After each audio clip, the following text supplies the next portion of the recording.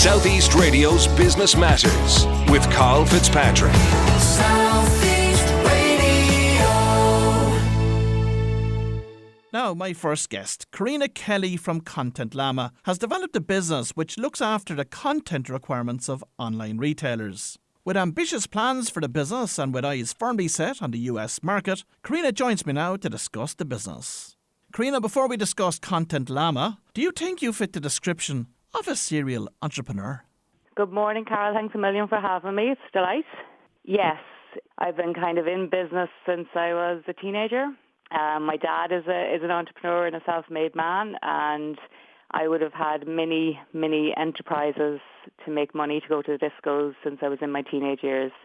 And that's followed through. This is probably my first official startup in inverted commas as the ecosystem would see it, but I've had many businesses over the years for sure. And Karina, what did you learn about business from your father? Oh, everything to begin with. But I think the main thing that I took from my dad was his commercial acumen. And his that the customer was always at the centre of everything that he did. So to look after the customer, but also to be able to service them without putting yourself out of business. So having that balance, he's probably one of the best salesmen I've ever met. He's a solution salesperson before that was even invented. And everything he did and he built was the customer was at the centre, and that's probably the main thing that I took from my years kind of working alongside him. What lessons have you learned more than anything else along that entrepreneurial journey to date? Probably when you don't know what's going to happen, the one thing I've learned is not to panic. So sometimes it can feel like, especially when you're in the beginning of a startup phase of a business, that nothing's making sense. You might have heard different things coming from your research. You have advisors telling you different things, and it's almost like being in a cupboard with all of the stuff in your head, and you just can't figure it out. And the one thing I've learned to do is just to pause, because it actually does become clear. It might be a day later, it might be a week later, but those really sticky parts that, some people can fall down under, if you just have the patience with them, you will get that aha moment where you realize, oh, that's why all that happened, and this is what's meant to happen now. So it's just to be still in the moments of chaos, and things will be okay. So what exactly is Content Llama, and how do you help your clients? So Content Llama helps online retailers to sell their products online. So for any retailer selling online, if they are dealing with multiple suppliers and brands, the part of actually getting their products onto their website is quite time-consuming. So every time they want to sell something online, like a shoe or a bottle of perfume, they have to get product images for that product and descriptions so that the consumer can make an informed decision about what they want to buy. And they need to get those onto their website. And if you're a retailer working with thousands of products across hundreds of brands, the process of actually gathering that content, going through it, curating it, and then putting it into the format that you need for your website so that it reads well for your customers is really, really time-consuming. So we sit in between brands who are our partners and retailers who are our clients, and we source, organise, curate, and then feed that content through to the retailers, which for the retailer means that they can get their products online faster, they can get it there with good quality content that will help their shoppers convert to sales and actually retain customer loyalty.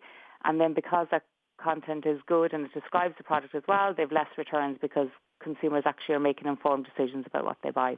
So the magic here, Karina, is in speed to market for the retailer. Many retailers, of course, they're multitasking. They haven't got the time to be able to do what you just outlined. But how are you able to do that in a speedier way than they could? Just working at scale. So we are very vertically focused.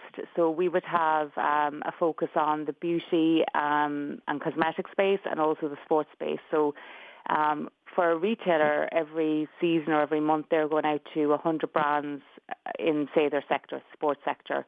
But we're dealing with those brands all the time, and we've systems and software and processes, and our platform allows us to deliver that content back to them much faster than somebody in-house can do on a one-to-one basis themselves. And how did yourself and Jolene identify a gap in this particular market? Well, we met both working in sales, in business development and financial services. So both of us are very customer focused, being salespeople. I had originally identified something around images for retailers. That was the original idea. By the time Jolene came on, I'd done some more research on the Enterprise Ireland New Frontiers programme, and it became clear that retailers were looking for descriptions also. And then myself and Jolene kind of did about 6 months research on the market on the NGRC Digital Accelerator in the Portershed in Galway. And we really found out that what they really wanted was somebody just to take the whole pain away, like to give them one source of content. So it involves sourcing the content from their suppliers, curating it and getting it ready and making it e-tail ready. Now, of course, Karina, you mentioned about the importance of having images and proper product descriptions in place. But for many, is that not moving now to video or even beyond that, even to holographic imagery, whereby, for instance, somebody sitting at home with an iPhone can actually see what that dress or those shoes or that bag will look like on them? It is, and it's both.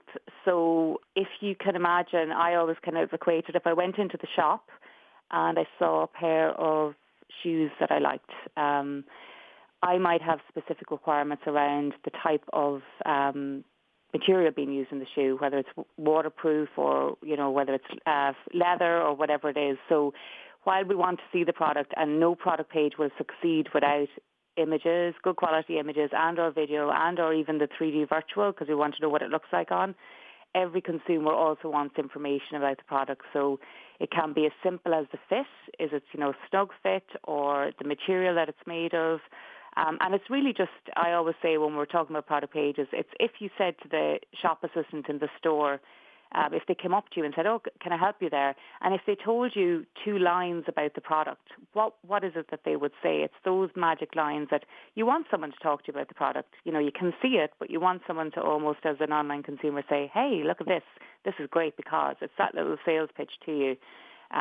So the product information is vital as a support to the images, which, yes, they take us there, they attract us, but we want the backup information to make the sale.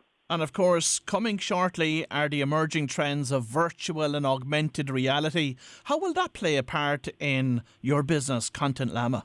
It's just all part of the content space. So, a few years ago, content was one image and maybe a paragraph of description. And like you said, that's moved to video, 360 product photography, and virtual use. So one of the things that Content Llama does is we work with retailers on a solution that fits them. So if a retailer turned around tomorrow to us, one of our clients, and said, "We actually want to implement, virtual reality on our product pages," they could speak to us how that could be amalgamated into the workflow so that we could support with getting that online again. And of course, Karina, Content Llama is also being supported by Microsoft under their Startups programme. You've managed to get on to adopt a startup programme also with Google, and you're also a client of Enterprise Ireland. How have those supports assisted Content Llama in fast-tracking your success? Yeah, they've been amazing. So Microsoft for Startups Europe was actually one of the first to support us. I mean, I remember me and Jolene going into Dublin to speak to them back in October, November 2019. And through their program, yes, there is Azure credits that you can get so you can start building your platform without paying for the space that you're using. But actually, a lot of the guidance that we've got along the way about building out the tech team, there's lots of consultancy support. So it's been amazing. And to have Microsoft kind of put a tick box beside you to say, yeah, we've met these guys, we're interested in what they're doing, has been really good for us. And then Enterprise Ireland were next on the journey with us. So they've been amazing in terms of the whole investment side of the journey on one side, so actually funding those early days last year for us, and then also on the HPSU supports that they give their high potential startups. So you have the Founders Forum and you've all the consultancy around that. So they've been pivotal. And Enterprise Ireland, the original idea came from the New Frontiers program that I had gone on with them in 2018. And then the last one, Google for Startups, who we've just joined this month we've been under Adopt a Starter program. And again, for us, that's great that they would say, okay, well, this is interesting. We like what these guys are doing, and they see the importance of what we're doing. We're in with them on a weekly basis and just learning loads. I mean, from one of the best places in the world to work, to be able to kind of jump in every week and see how they do it, it's really pivotal for a startup to be able to access that. So how has the business grown in terms of the type and size of the business that you are now working with, and what channels have you used to get there? Okay, so yeah, we started pre-COVID saying that we were only an enterprise level product and we were focused on the sports space. And COVID actually opened up a lot of different markets through referrals and actually through delving deeper in, again, it gave us a chance to delve into the problem space with clients. So we've now moved that we work across sports. We are in food as well. And we're also in beauty and cosmetics, Ireland, Europe, US, and our clients range from Walmart subsidiary Moose Jaw in the States, so large enterprise, down to kind of a medium-level enterprise. So, for example, pharmacies in Ireland that are online and trading that want to keep their product range refreshed.